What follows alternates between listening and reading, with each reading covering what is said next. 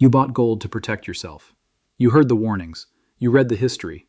Gold rises during chaos. Gold survives every war. Gold is the ultimate safe haven. So you positioned yourself. And then the missiles started flying, and gold dropped. What just happened? This is the moment that breaks most retail investors. The moment where everything you thought you knew gets flipped upside down. And most people chalk it up to manipulation. They blame the banks. They blame the government. They walk away confused and poorer. But here's what most people miss. Gold doesn't always do what you expect in the first hours or days of a war. And the reason why tells you something far more important about what comes next. Something most retail investors never figure out. Until it's too late. Stay with me, because by the end of this video, you'll understand the exact mechanism behind gold's strange behavior during conflict. And you'll know exactly what signal to watch for that changes everything.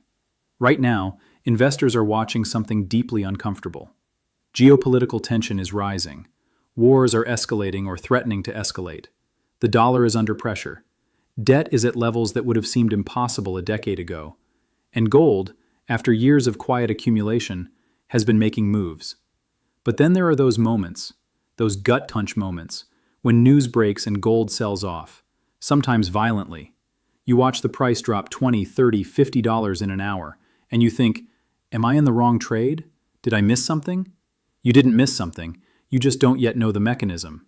And once you understand it, you'll never panic sell gold during a conflict again. Here's the real mechanism, and I want you to really absorb this, because it's not complicated once you see it clearly. Step 1. A crisis hits. War breaks out, or a major geopolitical shock occurs. Missiles, invasions, blockades, doesn't matter. Something big and scary happens on the world stage. Step 2. Panic spreads through global financial markets. Stocks start selling off. Risky assets, emerging market currencies, small-cap equities, speculative positions, all of them start bleeding. Fast. Step 3. And this is the part most people don't think about. Professional investors, hedge funds, institutions, they are sitting on leveraged positions. Big ones. And when markets move violently, they get margin calls. That means they need cash. Right now. Immediately. Step 4. They sell whatever they can. And gold, because it is one of the most liquid assets on the planet, gets sold first. Not because it's bad, not because the logic of owning it changed, but because it's the easiest thing to turn into cash in the next 60 minutes. This is the liquidation phase, and it looks like gold is breaking down. It looks like the trade is wrong. It feels like betrayal. But that's only the surface explanation. The real mechanism goes even deeper, because the dollar also tends to spike during these initial panic moments. Global investors flee to dollar-denominated assets, treasury bonds, cash. The dollar index surges, and since gold is priced in dollars, a stronger dollar mechanically pushes the gold price down. So you get hit twice simultaneously, forced selling from institutions needing liquidity and dollar strength compressing the price. Two sledgehammers hitting gold at the same moment. And this is where everything changes, because once those two forces exhaust themselves, once the margin calls are settled and the initial dollar panic fades, the real story begins. History shows this pattern again and again. Let me give you the evidence, because this isn't theory. This is a repeating pattern across decades of conflict. Look at what happened in the Gulf War in 1990. When Iraq invaded Kuwait in August, gold initially spiked, then pulled back sharply. The initial chaos created volatility in both directions. But by early 1991, gold had regained and markets had recalibrated. The fear persisted. The macro setup was real, and gold reflected that over time. Look at September 11, 2001. In the immediate hours after the attacks, markets went into total shock. Gold barely moved initially because the exchanges were disrupted. But as markets normalized and the full weight of what had happened settled in, gold began a multi-year bull run that lasted more than a decade. That run took gold from around $250 an ounce to nearly $1,900. Look at 2022. Russia invades Ukraine. Gold spikes initially to $2,000, then it pulls back. Investors thought the trade was over. Within months, gold was building again. And central banks, particularly from non-Western nations, began buying gold at record pace. The Bank for International Settlements data shows central banks purchased over 1,000 tons of gold in 2022 alone. That is not a coincidence. And look at the historical record from World War II. During the war itself, gold was price controlled in the United States. You couldn't freely buy it. But what happened to purchasing power after? What happened to currencies? Every currency involved in that war lost massive value against real assets. Gold protected generational wealth. The families that held it survived economic restructuring. The families that didn't were wiped out. The short-term price action during conflict is noise. The long-term directional story is clear. But here's what makes the current moment feel different from every previous cycle. And I want you to pay close attention here. In every previous war or crisis, the United States entered the situation with a relatively manageable balance sheet. Even in 2008, even in 2001, the debt-to-GDP ratio was far lower than what we're dealing with today. The Federal Reserve had room to maneuver. They could cut rates. They could inject liquidity. They had tools. Today, the United States is sitting on over $34 trillion in national debt. Interest payments on that debt are now consuming more than $1 trillion per year, more than the entire defense budget.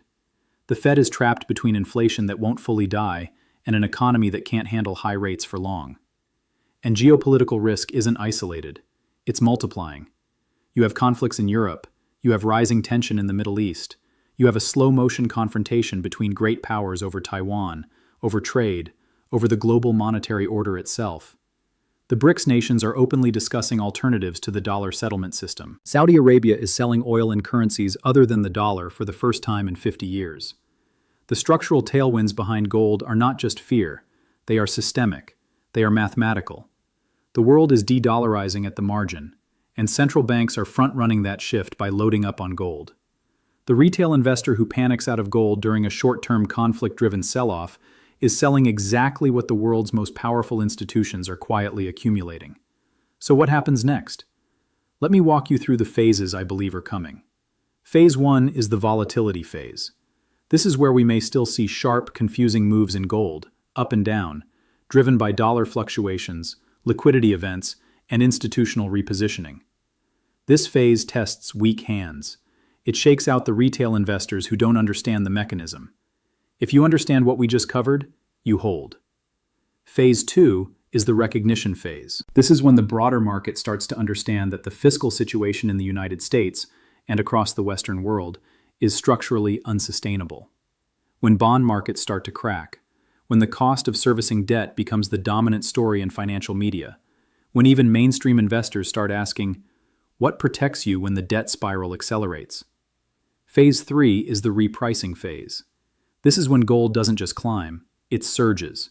History suggests that when gold breaks out of a long consolidation against a backdrop of real geopolitical and fiscal stress, the moves are not incremental. They are violent and fast. The investors who position themselves during the confusing, painful volatility phase are the ones who capture that repricing. Smart money isn't waiting for Phase 3 to start before they buy. They're already in. The question is whether retail investors will still be holding when Phase 3 arrives, or whether they sold during Phase 1 because the price dropped $30 and they didn't understand why.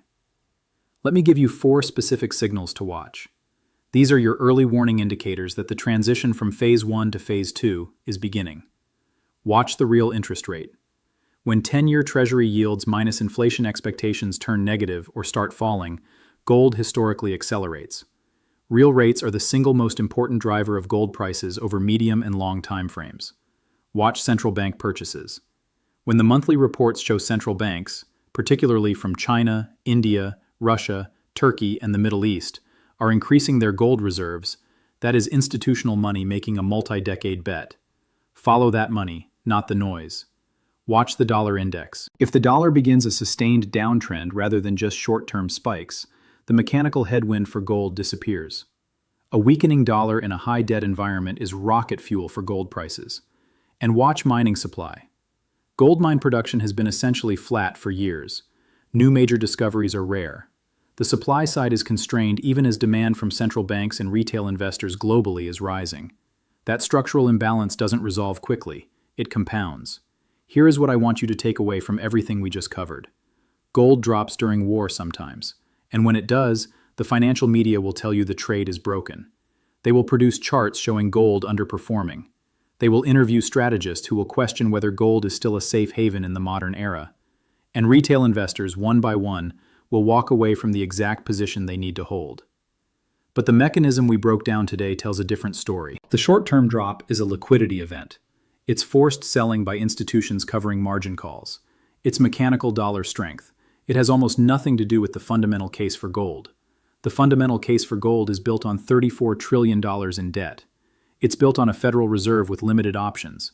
It's built on central banks around the world quietly stepping away from the dollar-centric financial system. It's built on geopolitical fractures that are not healing, they are widening. The investors who understand the mechanism hold through the noise. The investors who don't sell at the worst possible moment and watch from the sidelines as gold reprices to reflect the world as it actually is. The hidden reason gold drops during war is fear and forced selling. The reason gold eventually surges after war is reality. And right now, reality is building a very powerful case. If you want more deep market analysis like this, the kind that helps you understand what's actually happening beneath the headlines, subscribe and stay close to the channel.